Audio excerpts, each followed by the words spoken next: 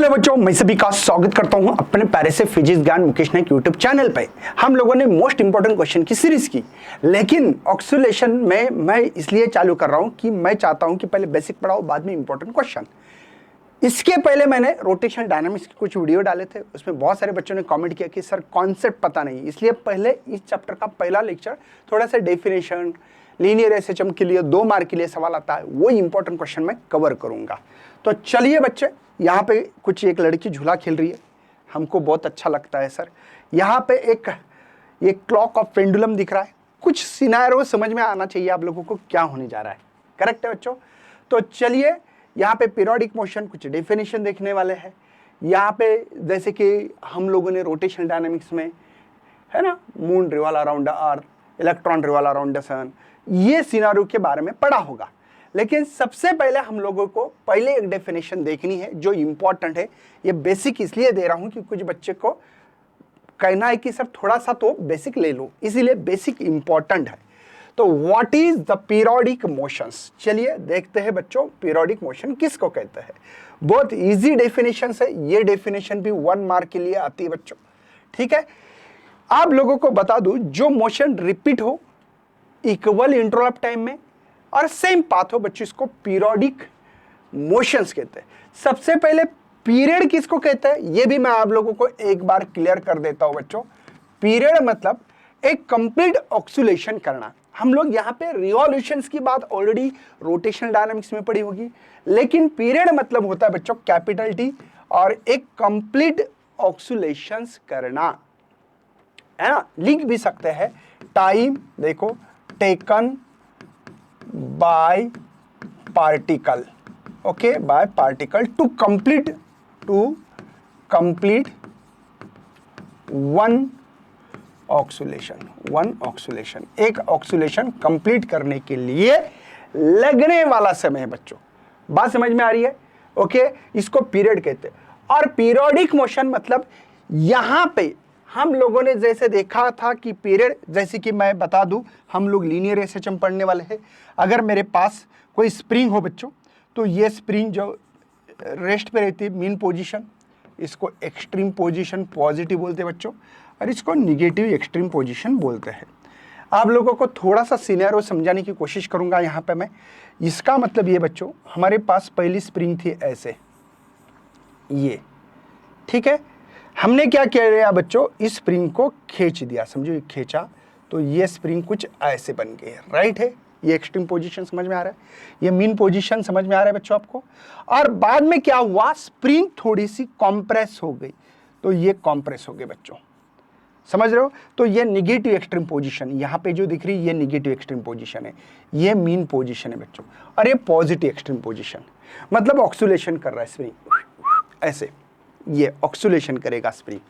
तो बच्चों यही ऑक्सीलेशन अगर रिपीट हो और इक्वल इंटरवल ऑफ टाइम में हो, तो तब उसको पीरियोडिक मोशन कहते हैं। Any motion which repeats itself after defined interval of time, मतलब पहले अगर एक ऑक्सीलेशन करने के लिए 1 सेकंड लगता हो, तो सेकंड टाइम में भी आपको 1 ही सेकंड लगना चाहिए। 1 ऑक्सीलेशन कंप्लीट करने के लिए 1 सेकंड लग रहा है, तो सेकंड में भी 1 ही सेकंड लगना चाहिए बच्चों। इसी को हम लोग पीरियोडिक मोशन कहते हैं। बात समझ में आ रही? जैसे कि मोशन मून अराउंड द अर्थ, ये सर्कुलर मोशन का या रोटेशनल डायनामिक्स में एग्जांपल है बच्चों। Motion of planet around the sun, motion of electron around the nucleus, मतलब गोल घूम रहा है। तो एक कंप्लीट रिवॉल्यूशन करने के लिए अर्थ को 365 घंटे लगता है, तो अगले साल भी उतने लगेंगे, तीसरे साल में भी उतने ही लगेंगे बच्चों। इसी को पीरियोडिक मोशंस कहा जाता है। हम लोग इधर उधर की बातें ना करते हुए डायरेक्ट कंटेंट की बात कर रहे हैं, ठीक है बच्चों। Next, what is the oscillation? Oscillation किसको कहते हैं? जो टू एंड फ्रो हो जा बच्चों, या move back and fourth regularly. जैसे कि एग्जांपल है, स्विंग मशीन दिख रहा है बच्चों, एग्जांपल, ये नीडल अंदर जाएगी वापिस आएगी, अंदर जाएगी वापिस आएगी, अंदर जाएगी वापिस आएगी बच्चों, है ना।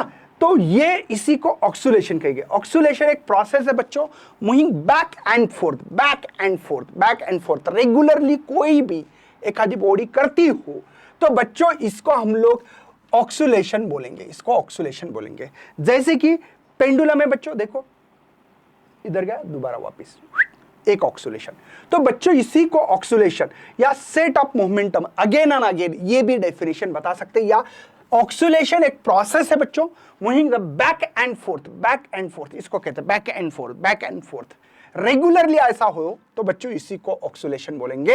एग्जाम्पल कोई भी दे सकते हैं, जैसे कि यहाँ पे स्विंग मशीन का एग्जाम्पल दे सकते हैं, पेंडुलम का, झूले का एग्जाम्पल दे सकते हैं, जो कि मैंने लिखा है। देखो up and down motion of needle of swing machine का देखो अप एंड डाउन हो रहा है ना बच्चों, एग्जाम्पल दे सकते हैं। आगे बढ़ते बच्चों, ये एग्जाम्पल सारे ऑक्सीलेशन की ही है। सिंपल क्वेश्चन है, ज्यादा टेंशन मत लेना। ये क्वेश्चन बच्चों आपको 2 मार्क के लिए आने के ज्यादा चांसेस है। तो नोट डाउन करें कि सबसे पहले define the linear SHM simple harmonic motion, give its example, ऐसा सवाल आ सकता है। ठीक है, तो ये एग्जांपल को आगे बढ़ाने के लिए लीनियर जो मोशन से बच्चों, इसके बारे में थोड़ा सा इस सिनेरियो को आप लोगों को देखना है और आगे भी बढ़ना है। मैंने अभी आपको लोगों को बताया था कि मेरे पास एक स्प्रिंग है, जो कि नेचुरली स्प्रिंग हमारे पास ऐसी है। ठीक है, इसी स्प्रिंग को मैंने क्या किया बच्चों, थोड़ा सा स्ट्रेच कर दिया, और स्ट्रेच करने के कारण यहां तक आएंगे। छोड़ दिया तो क्या करेगा बच्चों, ड्यू टू द इनर्शिया के कारण वो रुकेगी क्या, नहीं, वापस अपने जगह पे आएगी। तो वापस अपने जगह पे आई तो क्या होगा बच्चों, कंप्रेशन होता है, पता है ना आप लोगों को शायद। तो मतलब देखो एक्चुअल में ये यहां पे थी मीन पोजीशन, राइट है बच्चों, जो एक लाइन पे मैं ड्रॉ कर रहा था, तो ये मीन पोजीशन हो गया, जो रेस्ट पोजीशन है। इसको स्ट्रेच किया तो बच्चों यहां तक आ गई, तो ये पॉजिटिव एक्सट्रीम पोजीशन है बच्चों।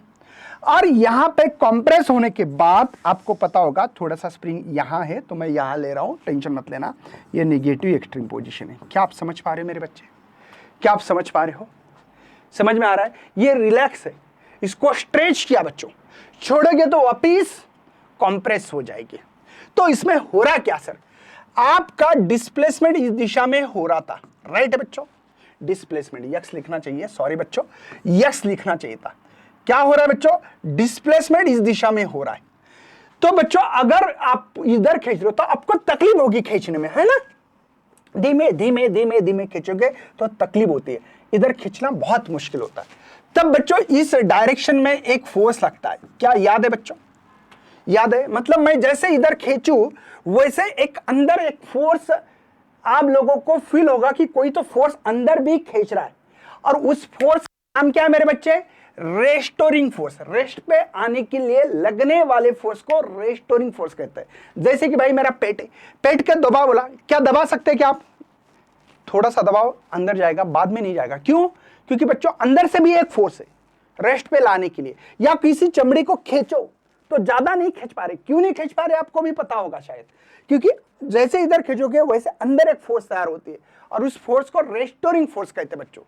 तो क्या देखा सर, डिस्प्लेसमेंट जब मैं लेफ्ट टू राइट कर रहा था तब एक फोर्स प्रोड्यूस हो गई राइट टू लेफ्ट के तरफ, और वही फोर्स है बच्चों रेस्टोरिंग फोर्स, वही फोर्स है हमारी रेस्टोरिंग फोर्स। और इसी डेफिनेशन के हिसाब से लिखेंगे हम लोग F is directly proportional displacement. लेकिन ध्यान देना है मेरे बच्चे कि एफ का डायरेक्शन लेफ्ट के तरफ, डिस्प्लेसमेंट का राइट के तरफ, तो दोनों का डायरेक्शन अपोजिट है, इसीलिए मेरे बच्चे आपको करना है माइनस साइन। ये माइनस साइन क्यों बच्चों लगाई, क्यों लगाई, क्योंकि रेस्टोरिंग फोर्स अंदर था और डिस्प्लेसमेंट अपोजिट डायरेक्शन में था।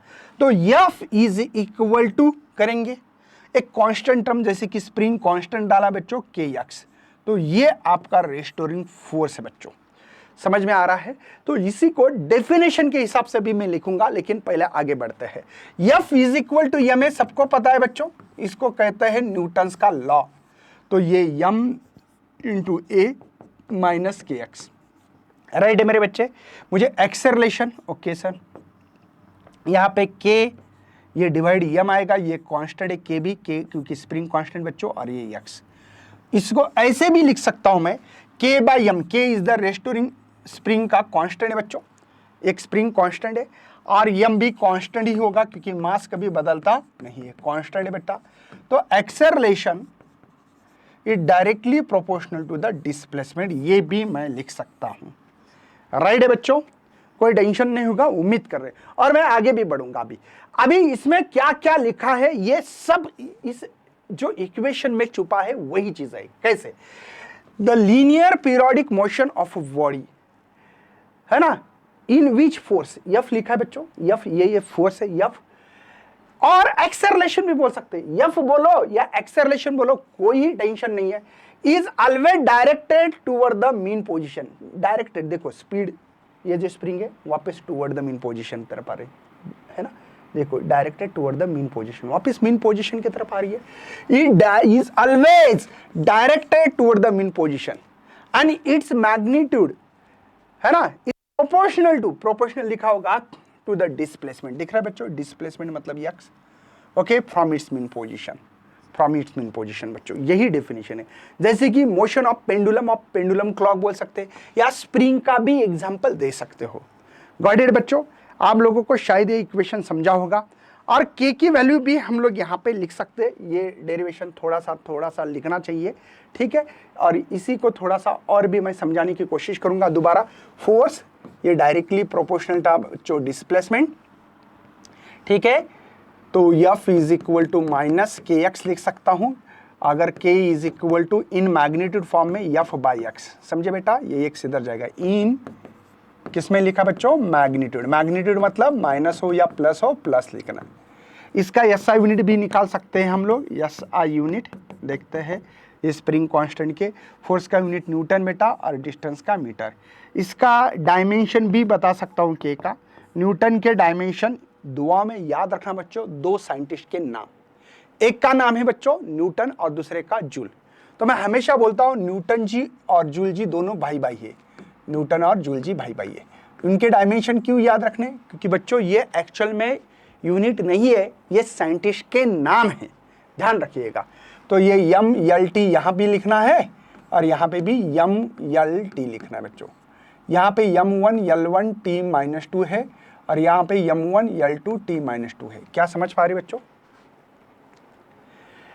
न्यूटन जी छोटे भाई, जूल जी बड़े भाई, छोटे मियाँ बड़े मियाँ, छोटे मियाँ में लेंथ छोटी और जूल जी बड़े भाई इसलिए लेंथ बड़ी, बाकी सेम है, यम1 टी माइनस 2 सेम है। तो न्यूटन के डायमेंशन चाहिए थी मुझे, तो याद हो गए होंगे, यम1 यल1 टी माइनस 2 डिवाइडेड बाय, ये मीटर है तो यल1, तो यल गेट भी कैंसिल हो जाएगा, और यहाँ पे डायमेंशन मिलेंगे बच्चों इसके यम1 यल0 टी माइनस 2। शायद सबको ये चीज़ें समझ में आ गई। ये के इज द स्प्रिंग कांस्टेंट है, सिंपल सा क्वेश्चन है, ज़्यादा टेंशन लेने की जरूरत नहीं है। कुछ टर्म्स है जो कि हम लोगों को समझना जरूरी होता है। ओके बच्चों, ये किस लिए काम आएगी, हम लोग जब पढ़ेंगे, कोई क्वेश्चन इंपॉर्टेंट लेते हैं तब आपको काम आएगी। इसमें सवाल कौन सा इंपॉर्टेंट है, 2 मार्क का इंपॉर्टेंट सवाल है, linear SHM gives unit and dimension. एक तो ऐसा सवाल आएगा, नहीं तो define the linear SHM gives example. बात समझ में आएगी, क्वेश्चंस क्लियर कट बता रहा हूं, define the linear SHM gives example. और दूसरा सवाल इसके ऊपर ऐसा बन सकता है, define linear SHM gives unit and dimension.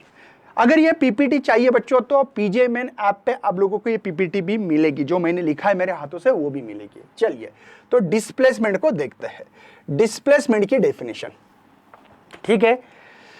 आप लोगों को डिस्टेंस जो कवर करता है पार्टिकल जब परफॉर्मिंग एसएचएम कर रहा है at any instant from its mean position, इसी को डिस्प्लेसमेंट कहते हैं। चलिए समझते हैं, ये हमारा लीनियर एसएचएम स्प्रिंग का अभी मैंने जो बताया आप लोगों को, लीनियर एसएचएम जो स्प्रिंग रेस्ट पे थी, इस पोजीशन को मीन पोजीशन बोला, याद है बच्चों। और जब स्प्रिंग को स्ट्रेच किया था तब पॉजिटिव एक्सट्रीम पोजीशन बोला था, याद आ रहा है बच्चों। अब जब स्प्रिंग यहां आके कंप्रेस होते थे तो इसको निगेटिव एक्सट्रीम पोजीशन बोलते थे बच्चों। हमारा पार्टिकल जब यहां से मीन पोजीशन से चल के, समझो एग्जांपल यहां तक गया सर पी पोजीशन, तो ये इसका डिस्प्लेसमेंट हुआ बच्चों। बात समझ में आ रही है, मेरा पार्टिकल मीन पोजीशन से चल के पी पोजीशन तक आ गया, तो बच्चों इसी को डिस्प्लेस, देखो डिस्टेंस कवर्ड कर रहा है पार्टिकल, कर रहा है ना, कहां से बच्चों, कब कर रहा है, परफॉर्मिंग एसएचएम। परफॉर्मिंग एसएचएम मतलब ये, इसको एसएचएम कहेंगे, लीनियर एसएचएम, स्ट्रेट लाइन में हो रहा है linear SHM at any instant from its, कोई इंस्टेंट है बच्चों पी पोजीशन, कहां से, लेकिन मीन पोजीशन से। तो कोई इंस्टेंट पॉइंट जो भी था हमारा, कोई इंस्टेंट पे कोई फॉर्म पॉइंट था, वहां का जो अंतर है उसी को डिस्प्लेसमेंट बोला मैंने। Distance covered by particle performing linear SHM at any instant, लेकिन कहां से गिनना है, फ्रॉम इट्स मीन पोजीशन, इसी को डिस्प्लेसमेंट कहेंगे। एसआई यूनिट सब लोग समझते हैं, मीटर है, CGS unit centimetre, dimension L1 होगा बच्चों, L1 है ना, L1 देखो। चलिए आगे बढ़ता हूं। एम्पलीट्यूड बहुत इजी है, जैसे कि लीनियर एसएचएम अभी पहले जैसे ये मीन पोजीशन है, सबको पता है, ये पॉजिटिव एक्सट्रीम पोजीशन है मेरे बच्चे, और ये निगेटिव एक्सट्रीम पोजीशन है, राइट है बच्चों, कोई टेंशन तो नहीं है। हमारा यहां पे डिस्प्लेसमेंट कहां से स्टार्ट करेंगे, मीन पोजीशन। तो मैं मैक्सिमम कहां तक गया सर, एक्सट्रीम पोजीशन, तो x is equal to a बोलेंगे इस पे। समझाता हूं, मतलब बच्चों मैंने ये मार्कर फेंका, मैक्सिमम कहां तक गया था, तो अपने बोला सर आपका मार्कर यहां से यहां तक गया, मैक्स टू मैक्स, इससे ज्यादा नहीं गया। तो जो मैक्सिमम डिस्प्लेसमेंट है बच्चों, इसी को एम्पलीट्यूड कहते हैं, इसी को एम्पलीट्यूड कहते हैं, शायद सब लोग समझे होंगे।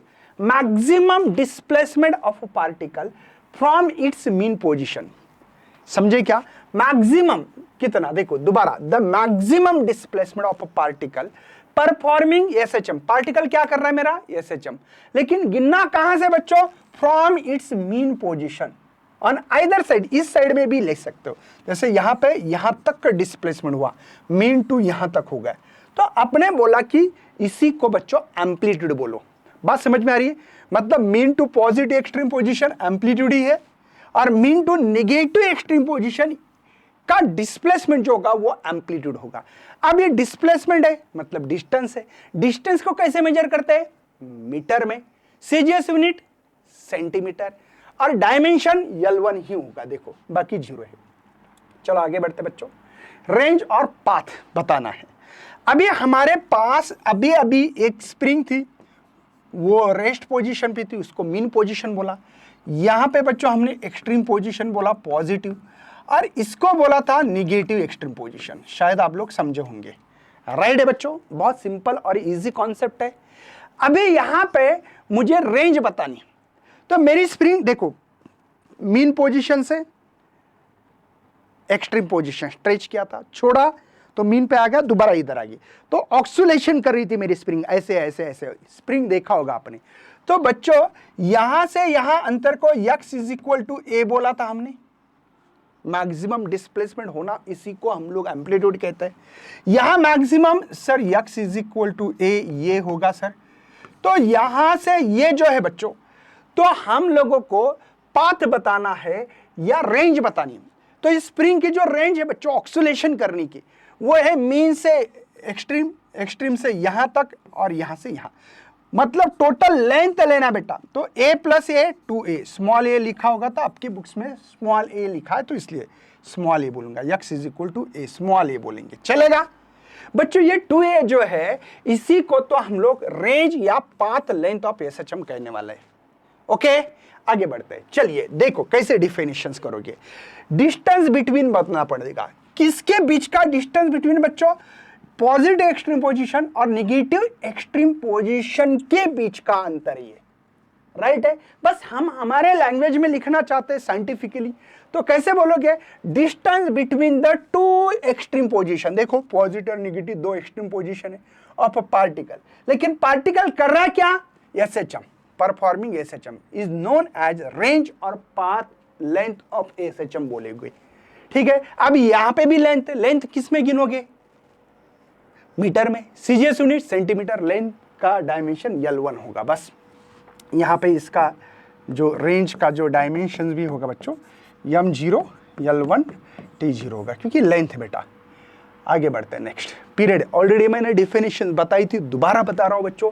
पीरियड मतलब क्या, एक कंप्लीट ऑक्सीलेशन होने के लिए लगने वाले समय को पीरियड बोलने वाले। I will repeat, time taken by particle performing SHM, particle क्या कर रहा है बेटा, एसएचएम कर रहा है, तो time taken by particle performing SHM to complete one oscillation, most important one, to complete one oscillation, एक ऑक्सीलेशन कंप्लीट करने के लिए लगने वाले समय को पीरियड कहेंगे। ठीक है बेटा, देखो दोबारा, time taken by particle performing SHM to complete one oscillation complete करने के लिए लगने वाले समय को पीरियड कहेंगे बेटा। इसका SI यूनिट पता है, सेकंड, CGS भी वही है, और टाइम T1 बेटा। ठीक है, और इसका पीरियड का फार्मूला ऑक्सीलेशन का जो है ये फार्मूला हमने रोटेशनल डायनामिक्स में लिया था, नहीं तो मैं प्रूफ भी करके दूंगा। देखो, पार्टिकल सर्कुलर मोशन में कंप्लीट ऑक्सीलेशन, रिवॉल्यूशन बोलते थे, यहाँ ऑक्सीलेशन बोलना पड़ रहा है। एक रिवॉल्यूशन करता था, उसको हम लोग पीरियड कहते थे। अब मतलब पार्टिकल गोल घूम रहा है तो इसके पास वेलोसिटी होगी बेटा, या स्पीड बोलो। स्पीड का फार्मूला क्या है बच्चों हमारे पास, सबको पता है। स्पीड का जो फार्मूला है हमारे पास वो है डिस्टेंस अपॉन टाइम। स्पीड का फार्मूला क्या बेटा, डिस्टेंस अपॉन टाइम है, डिस्टेंस अपॉन टाइम है, राइट है। डिस्टेंस कौन सा ट्रैवल कर रहा है कंप्लीट ऑक्सीलेशन में, circumference of circle, circumference of circle distance है, लेकिन वो सरकमफेरेंस ऑफ सर्कल है बेटा। या प्रूफ करने की जरूरत नहीं, लेकिन दे रहा हूं किसी बच्चों को अगर चाहिए तो। देखो बच्चों, एक कंप्लीट ऑक्सीलेशन कर रहा मतलब रिवॉल्यूशन, रिवॉल्यूशन मतलब circumference of circle, distance cover कर रहा है 2πr, और टाइम को कैपिटल T, क्योंकि एक कंप्लीट ऑक्सीलेशन हो रहा है मेरे बच्चे, तो मुझे T निकालना है, तो यहां पे 2πr और ये V इधर आएगा, देखो समझे। लेकिन क्या पता है बच्चों रिलेशन बिटवीन लीनियर वेलोसिटी और एंगुलर वेलोसिटी का, नहीं पता तो करो। लीनियर वेलोसिटी का सिंबल V है, एंगुलर वेलोसिटी का omega is equal to R लिखते, खत्म हो जाएगा। तो T is equal to 2πr और V का बेटा R ओमेगा, R गेट भी कैंसल, तो 2π अपॉन ओमेगा। कैसा आया भाई फार्मूला, समझ में आया होगा, सबको समझा होगा ये फार्मूला, राइट है। ठीक है, चले आगे बढ़ते बच्चों। फ्रीक्वेंसी क्या होती है बच्चों, एक सेकंड में हमारी जो स्प्रिंग है कितने बार ऑक्सीलेशन करिए, मैंने बोला 10 बार, तो 10 ऑक्सीलेशन हो गया। मतलब मैंने बोला कि एक सेकंड में जो ऑक्सीलेशन हो रहे वो 10 ऑक्सीलेशन हो रहे। कितने ऑक्सीलेशन हो रहे बेटा, 10 ऑक्सीलेशन। बेटा ध्यान रखना, ये 10 है, ये ओ है ना, 10 ऑक्सीलेशन। तो आप 10 हर्ट्ज फ्रीक्वेंसी बोल सकते हो, समझे क्या। एक सेकंड में कितने ऑक्सीलेशन होना, उसी को बच्चों हम लोग फ्रीक्वेंसी कहते हैं। मतलब वारंवारता, मराठी में सुना होगा, कितनी वारंवारता है, कितने बार किया काम वो। चलिए, तो इसी को लिखने का तरीका है, लेकिन numbers of oscillation of particle performing SHM per unit time. देखो, numbers of oscillation of particle performing SHM per unit time is called as a frequency. और फ्रीक्वेंसी का सिंबल n है बेटा, और इसी को रेसिप्रोकल ऑफ पीरियड भी बोलते हैं, मतलब 1/t, रेसिप्रोकल ऑफ पीरियड। लेकिन याद होगा बच्चों, T का फार्मूला मैंने अभी बताया था आपको, 2π अपॉन ओमेगा, राइट है। समझ में आ रहा है सबको, कोई टेंशन नहीं है।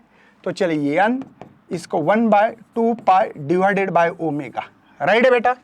तो देखते हैं n is equal to omega, divide का डिवाइड न्यूमरेटर जाता है, देखो 2π अपॉन ओमेगा, डिवाइड का डिवाइड न्यूमरेटर जाता है, और मुझे ओमेगा निकालना है, तो एक रिलेशन भी बनेगा 2πn, राइट है बेटा। ओमेगा का रिलेशन बन रहा है, देखो omega is equal to 2πn, एक फार्मूला याद रखिए, समझ में आ रहा है बेटा। यहाँ पे फ्रीक्वेंसी गिन रहा हूं, तो एक साइंटिस्ट है हर्ट्ज नाम के, CGS यूनिट भी वही है, और डायमेंशन में बेटा यहाँ पे थोड़ा कट करके बताता हूँ मैं, ठीक है।